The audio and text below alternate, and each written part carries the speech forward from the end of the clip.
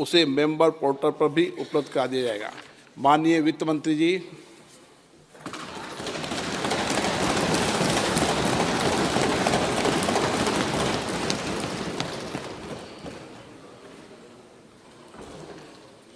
Honorable Speaker, I present the interim budget for 24-25.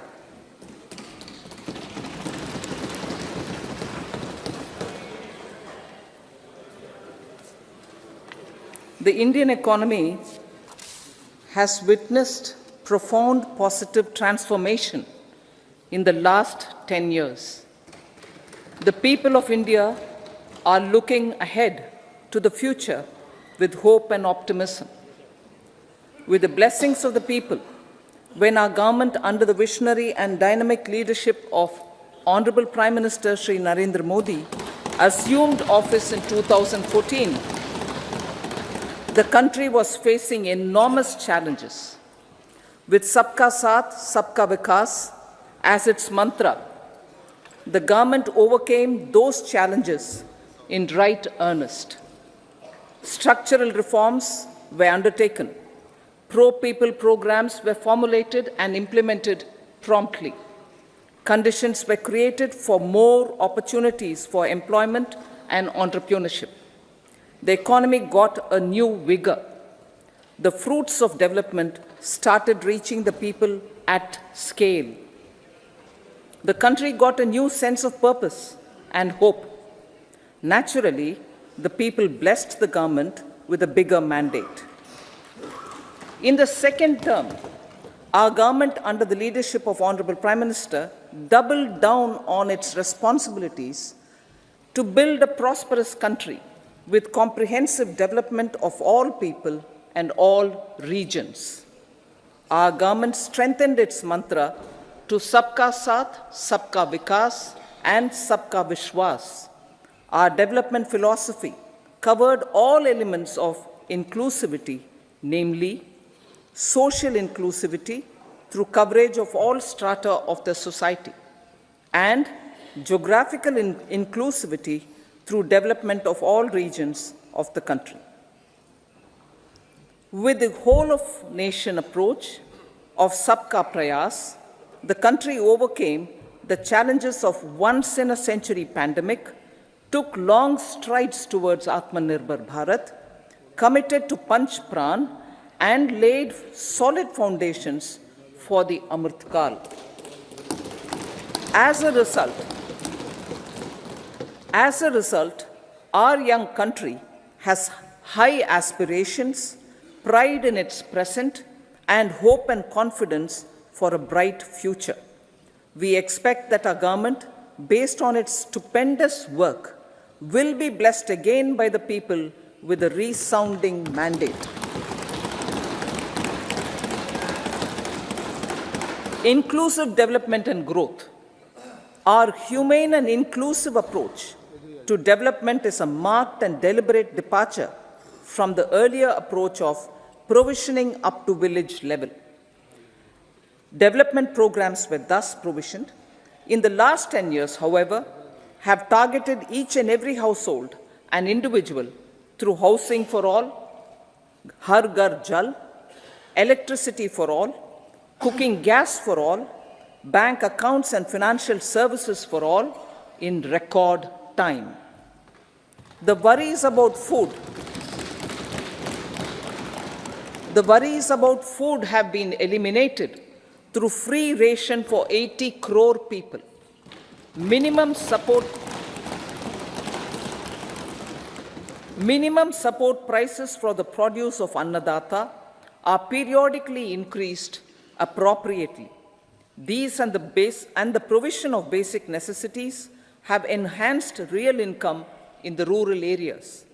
Their economic needs could be addressed, thus spurring growth and generating jobs. Social justice. Our government is working with an approach to development that is all-round, all-pervasive, and all-inclusive. Sarvangin, Sarvasparshi, or Sarvasamaveshi. It covers all castes and people at all levels. We are working to make India a Vikasit Bharat by 2047. For achieving that goal, we need to improve people's capability and empower them. Previously, social justice was mostly a political slogan. For our government, social justice is an effective and necessary governance model. The saturation approach of covering all eligible people is the true and comprehensive achievement of social justice. This is secularism in action, reduces corruption, and prevents nepotism, prevents Bhai Bhatijawad. There is transparency and assurance that benefits are delivered to all eligible people. The resources are distributed fairly. All, regardless of their social standing, get access to opportunities. We are addressing systemic inequalities that had plagued our society. We focus on outcomes and not on outlays so that the social economic transformation is achieved. As our Prime Minister firmly believes, we need to focus on 4 major castes. They are Garib, Mahilaye, Yuva, and Annadata.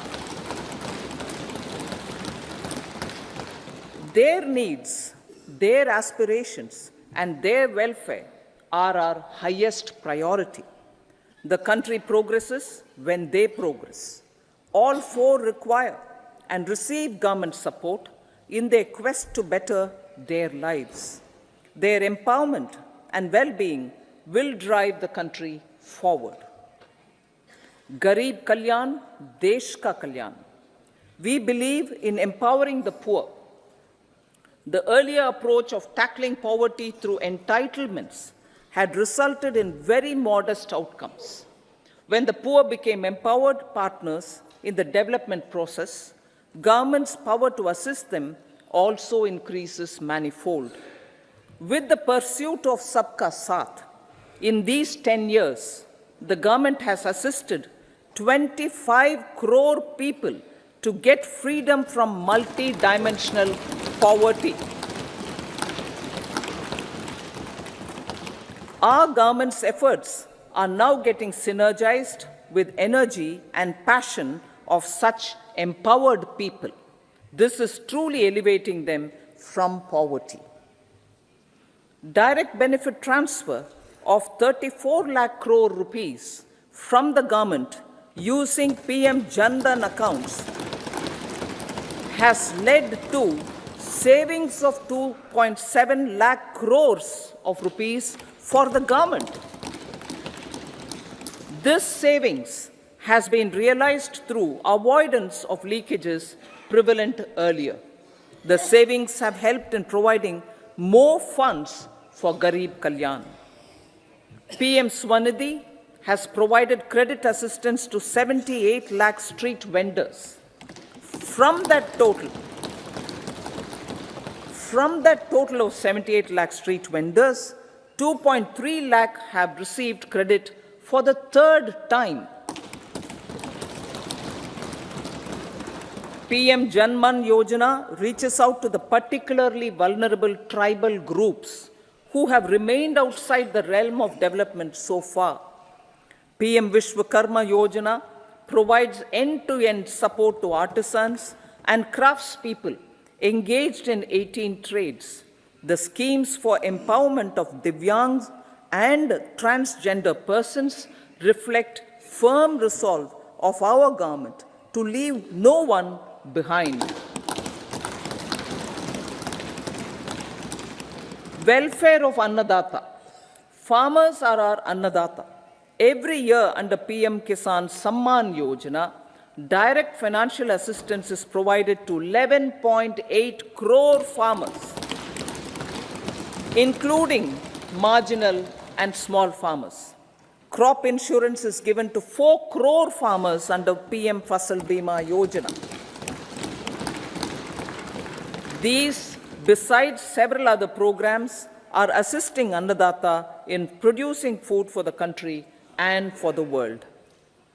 Electronic National Agricultural Market has integrated 1,361 mandis and is providing services to 1.8 crore farmers with trading volume of 3 lakh crores of rupees. The sector is poised for inclusive, balanced, higher growth and productivity. These are facilitated from farmer-centric policies, income support, coverage of risks through price and insurance support, promotion of technologies and innovations through startups. Empowering the Amrit PD, the Yuva. Our prosperity depends on adequately equipping and empowering the youth. The National Education Policy 2020 is ushering the transformational reforms. PM Schools for Rising India, PM Shri, are delivering quality teaching and nurturing holistic and well-rounded individuals. The Skill India mission has trained 1.4 crore youth, upskilled and reskilled 54 lakh youth, and established 3,000 new ITIs. A large number of institutions of higher learning, namely 7 IITs, 16 triple ITs, 7 IIMs, 15 AIMS, and 390 universities have been set up. PM Mudra Yojana has sanctioned 43 crore loans aggregating to 22.5 lakh crores of rupees for entrepreneurial aspirations of our youth. Besides that, Fund of Funds, Startup India, and Startup Credit Guarantee schemes are assisting our youth. They are also becoming Rozgar Data. The country is proud of our youth scaling new heights in sports. The highest ever medal tally in Asian Games and Asian Para Games in 2023 reflects a high confidence level.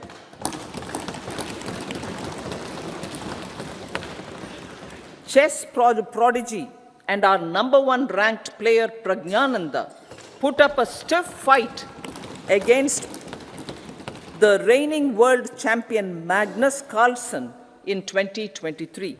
Today, India has over 80 chess grandmasters compared to little over 20 in 2010. Momentum for Nari Shakti. The empowerment of women through entrepreneurship, ease of living, and dignity for them has gained momentum in these 10 years. 30 crore Mudra Yojana loans have been given to women entrepreneurs. Female enrollment in higher education has gone up by 28% in 10 years. In STEM courses, girls and women constitute 43% of enrollment, one of the highest in the world. All these measures are getting reflected in the increasing participation of women in workforce. Making triple talaq illegal, reservation of 1/3 seats for women in the Lok Sabha and state assemblies, and giving over 70% houses under PM Awas Yojana in rural areas to women, and giving over 70% houses under PM Awas Yojana in rural areas to women as sole or joint owners have enhanced their dignity. Exemplary track record of governance, development, and performance. Besides delivering on high growth in terms of gross domestic product, the government is equally focused on a more comprehensive GDP, that is, governance, development, and performance. Our government has provided transparent, accountable, people-centric, and prompt, trust-based administration with citizen-first and minimum government, maximum governance approach. The impact of all-round development is discernible in all sectors. There is macroeconomic stability, including in the external sector. Investments are robust. The economy is doing well. People are living better and earning better, with even greater aspirations for future.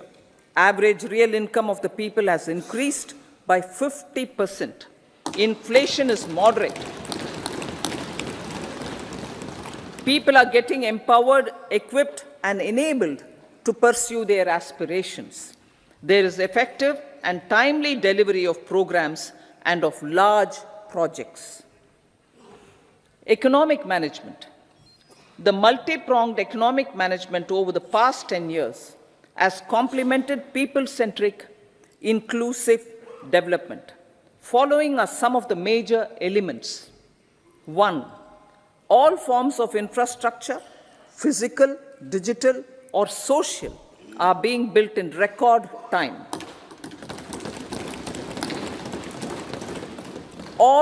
Number 2, all parts of the country are becoming active participants in economic growth. Number 3, digital public infrastructure, a new factor of production as if in the 21st century, is instrumental in formalization of the economy. Number 4, goods and services tax has enabled one nation, one market, one tax. Tax reforms have led to deepening and widening of tax base. Number 5, strengthening of the financial sector has helped in making savings, credit, and investments more efficient. Number 6, GIFT, IFSC, and the Unified Regulatory Authority, IFSCA, are creating a robust gateway for global capital and financial services for the economy. Number 7, proactive inflation management has helped keep inflation within the policy band. Now, the global context, Honorable Speaker, sir. Geopolitically, global affairs are becoming more complex and challenging with wars and conflicts. Globalization is being redefined with reshoring and friendshoring, disruption and fragmentation of supply chains, and competition for critical minerals and technologies. A new world order is emerging after the COVID pandemic. India assumed the G20 presidency during very difficult times for the world. The global economy was going through high inflation, high interest rates, low growth, very high public debt, low trade growth, and climate changes. The pandemic has led to a crisis of food, fertilizer, fuel, and finances for the world, while India successfully navigated its way. The country showed the way forward and built consensus on solutions for those global problems. The recently announced India-Middle East-Europe economic corridor is a strategic and economic game changer for India and others.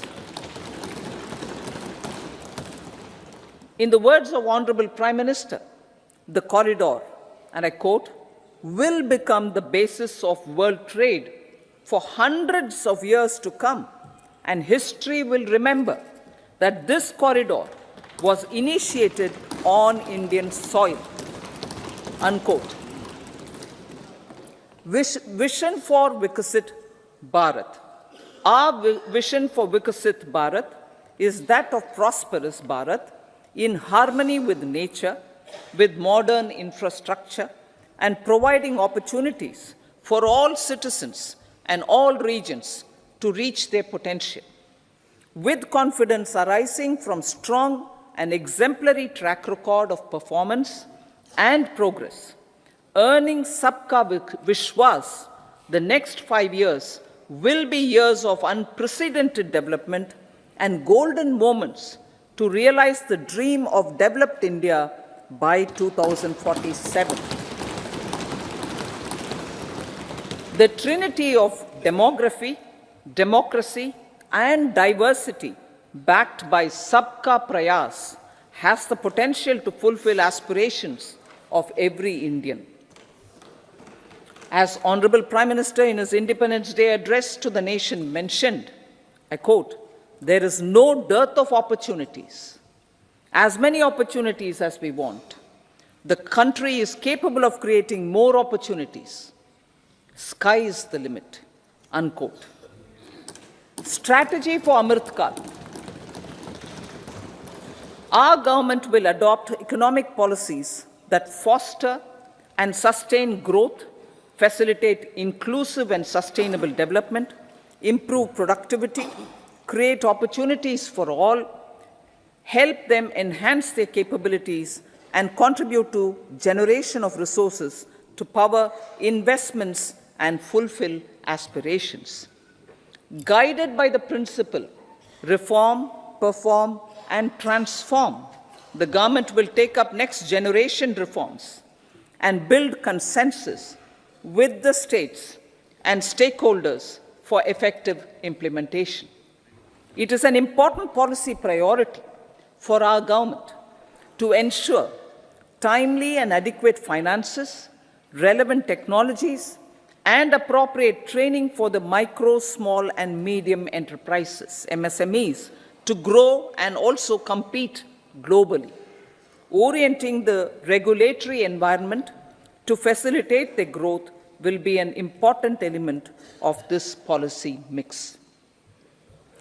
Aligning with the Panchamrit goals, our government will facilitate sustaining high and more resource-efficient economic growth.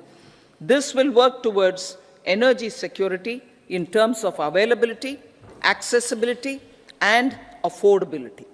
For meeting the investment needs, our government will prepare the financial sector in terms of size, capacity, skills, and regulatory framework. Aspirational Districts Program. Our government stands ready to assist the states in faster development of aspirational districts and blocks, including generation of ample economic opportunities.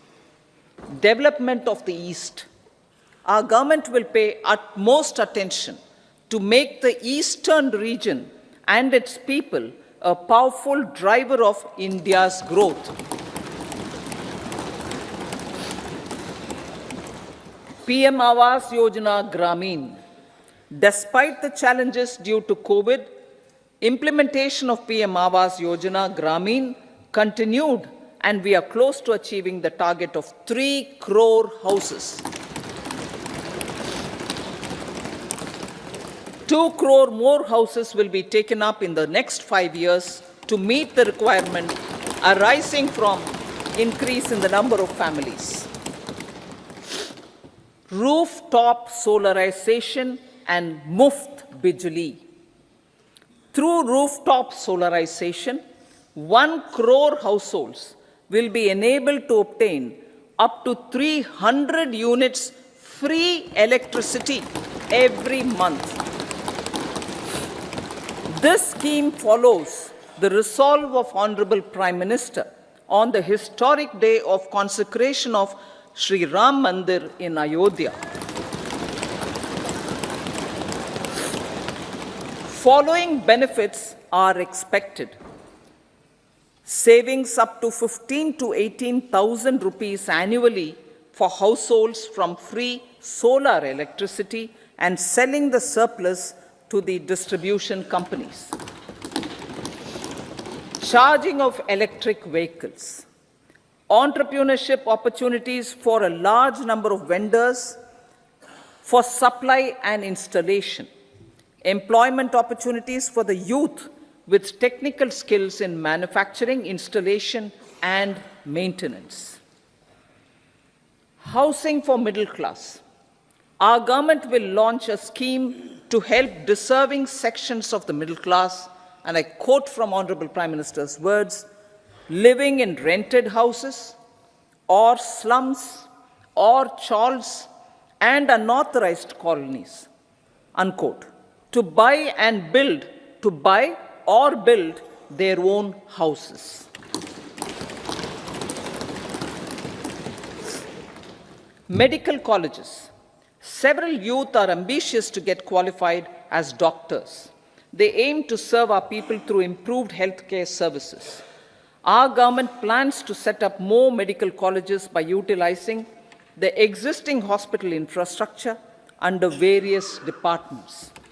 A committee for this purpose will be set up to examine the issues and make relevant recommendations. Cervical cancer vaccination.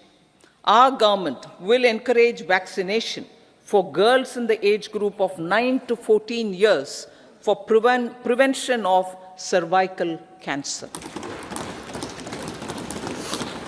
Maternal and child health care.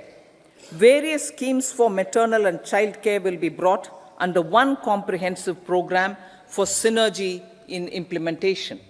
Upgradation of Anganwadi centers under Saksham Anganwadi and Poshan 2.0 will be expedited for improved nutrition delivery, early childhood care and development. The newly designed U-Win platform for managing immunization and intensified efforts of Mission Indradhanush will be rolled out expeditiously throughout the country. Ayushman Bharat. Healthcare cover under Ayushman Bharat scheme will be extended to all ASHA workers, to all Anganwadi workers and helpers. Agriculture and food processing. The efforts of value addition in agriculture sector and boosting farmers' incomes will be stepped up. Pradhan Mantri Kisan Sampada Yojana has benefited 38 lakh farmers and generated 10 lakh employment. Pradhan Mantri Formalization of Micro Food Processing Enterprises Yojana has assisted 2.4 lakh SHGs and 60,000 individuals with credit linkages. Other schemes are complementing the efforts for reducing post-harvest losses and improving productivity and incomes. For ensuring faster growth of the sector, our government will further promote private and public investment in post-harvest activities, including aggregation, modern storage, efficient supply chains, primary and secondary processing and marketing and branding. Nano DAP.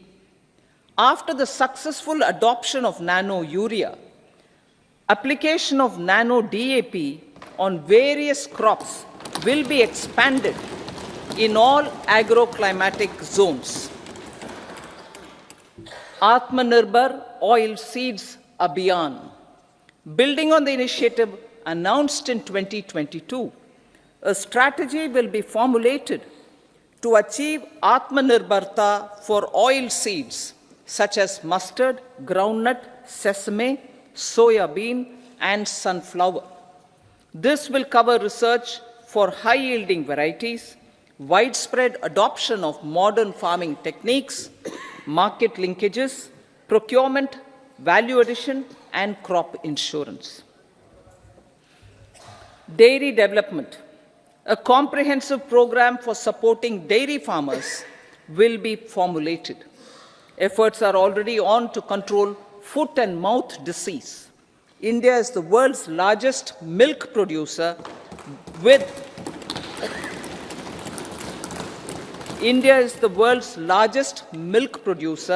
but with low productivity of milch animals.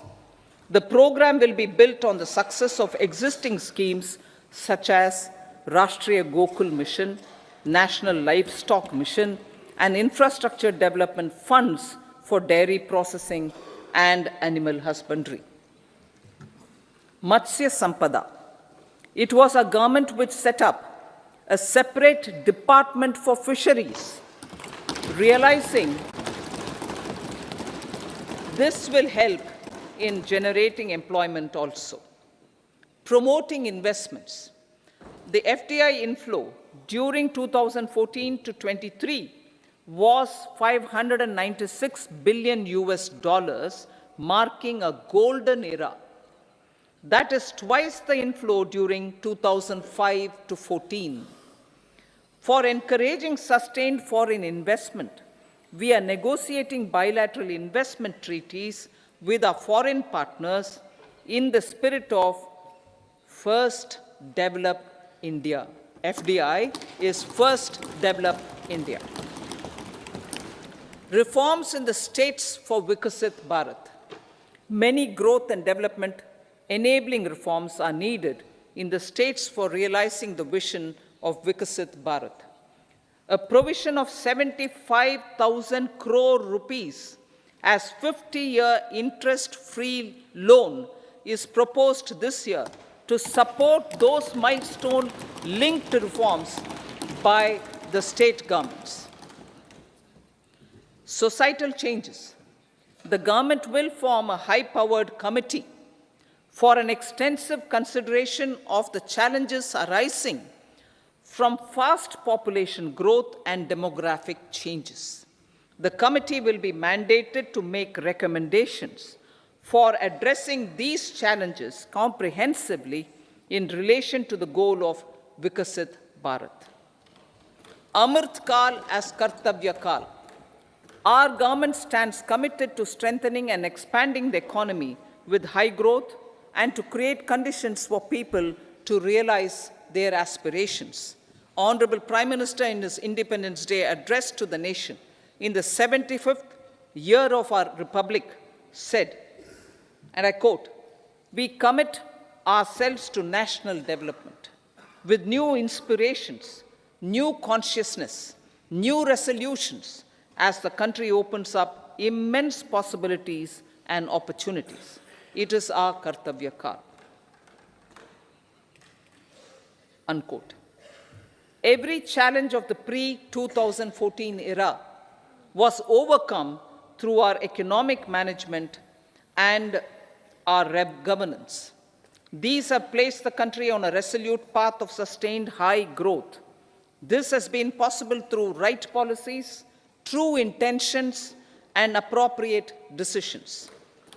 In the full budget in July, Honorable Speaker, our government will present a detailed roadmap for our pursuit of Vikasit Bharat.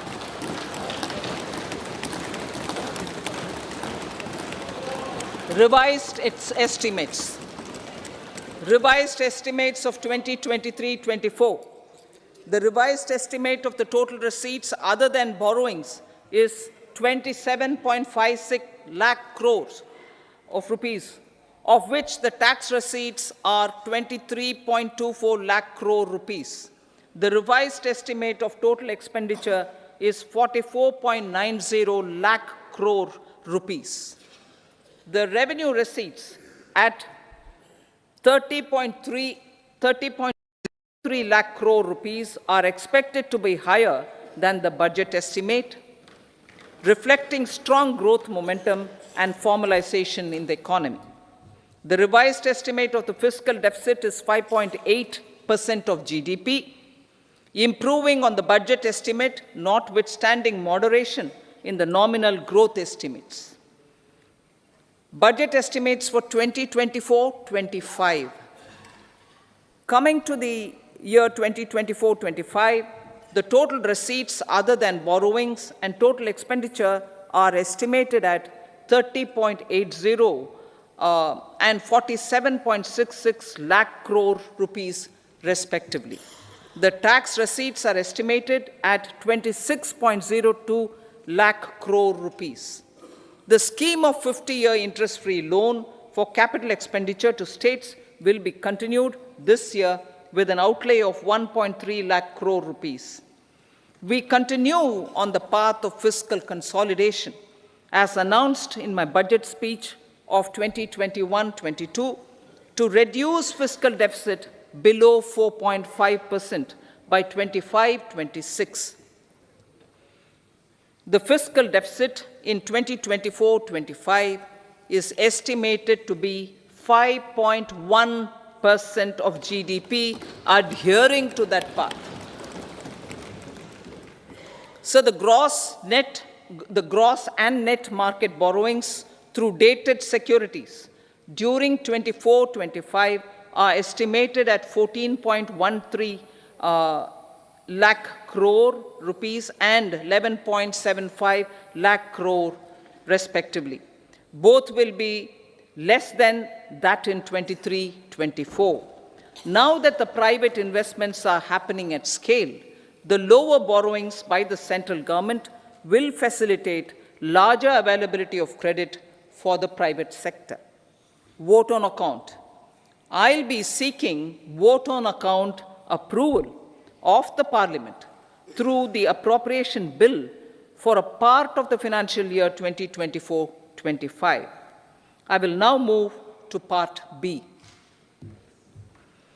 Honorable Speaker, sir, over the last 10 years, the direct tax collections have more than trebled and the return filers swelled 2.4 times. I would like to assure the taxpayers that their contributions have been used wisely for the development of the country and welfare of its people. I appreciate the taxpayers for their continued support. The government has reduced and rationalized tax rates. Under the new tax scheme, there is now no tax liability for taxpayers with income up to 7 lakh rupees, up from 2.2 lakh rupees in the financial year 2013-14. The threshold for presumptive taxation for retail businesses was increased from 2 crores to 3 crores. Similarly, the threshold for professionals eligible for presumptive taxation was increased from 50 lakh rupees to 75 lakh rupees. Also, corporate tax rate was decreased from 30% to 22% for existing domestic companies and to 15% for certain new manufacturing companies. Honorable Speaker, sir, in the last 5 years, our focus has been to improve taxpayer services. The age-old jurisdiction-based assessment system was transformed with the introduction of faceless assessment and appeal, thereby imparting greater efficiency, transparency, and accountability. Introduction of updated income tax returns, a new Form 26AS, and pre-filling of tax returns have made filing of tax returns simpler and easier. Average processing time of returns has been reduced from 93 days in the year 2013-14 to a mere 10 days this year, thereby making refunds faster. Indirect taxation. By unifying the highly fragmented indirect tax regime in India, the GST has reduced the compliance burden on trade and industry. The industry has acknowledged the benefits of GST. According to a recent survey conducted by a leading consulting firm, 94% of industry leaders view the transition to GST as largely positive. According to 80% of the respondents, it has led to supply chain optimization, as elimination of tax arbitrage and octroi has resulted in disbanding of checkposts at the state and city boundaries. At the same time, tax base of GST more than doubled, and the average monthly gross GST collection has almost doubled to 1.66 lakh crores this year. States too have benefited. States' SGST revenue, including compensation released to states in the post-GST period of 2017-18, to 2022-23 has achieved a buoyancy of 1.22. In contrast, the tax buoyancy of state revenues from subsumed taxes in the pre-GST four-year period of 2012-13 to 2015-16 was a mere 0.72. The biggest beneficiaries are consumers, as reduction in logistic cost and taxes have brought down prices of most goods and services. We have taken a number of steps in customs to facilitate international trade. As a result, the import release time declined by 47% to 71 hours at inland container depots, by 28% to 44 hours at air cargo complexes, and by 27% to 85 hours at seaports over the last 4 years since 2019, when the national time release studies were first started. Tax proposals. As for tax proposals, in keeping with the convention, I do not propose to make any changes relating to taxation and propose to retain the same tax rates for direct and indirect taxes, including import duties.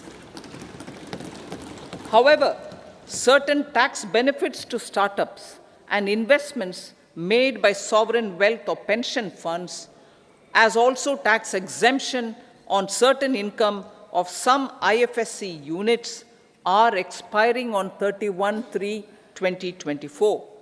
To provide continuity in taxation, I propose to extend the date to 31/3/2025. Moreover, in line with our government's vision to improve ease of living and ease of doing business, I wish to make an announcement to improve taxpayer services. There are a large number of petty, non-verified, non-reconciled, or disputed direct tax demands, many of them dating as far back as 1962, which continue to remain on the books, causing anxiety to honest taxpayers and hindering refunds of subsequent years. Honorable Speaker, sir, I propose to withdraw such outstanding direct tax demands up to 25,000 rupees pertaining to the period up to financial year 2009-10 and up to 10,000 rupees for financial years 2010-11 to 2014-15. This is expected to benefit about 1 crore taxpayers. 1 crore taxpayers would benefit out of this. Economy then and now. In 2014, when our government assumed the reins, the responsibility to mend the economy step by step and to put the governance systems in order was enormous. The need of the hour was to give hope to the people, to attract investments, and to build support for the much-needed reforms. The government did that successfully, following a strong belief of nation first. The crisis of those years has been overcome, and the economy has been put firmly on a high, sustainable growth path with all-round development. It is now appropriate to look at where we were then. I repeat, it is now appropriate to look at where we were then till 2014 and where we are now, only for the purpose of drawing lessons from the mismanagement of those years. The government will lay a white paper on table of the House.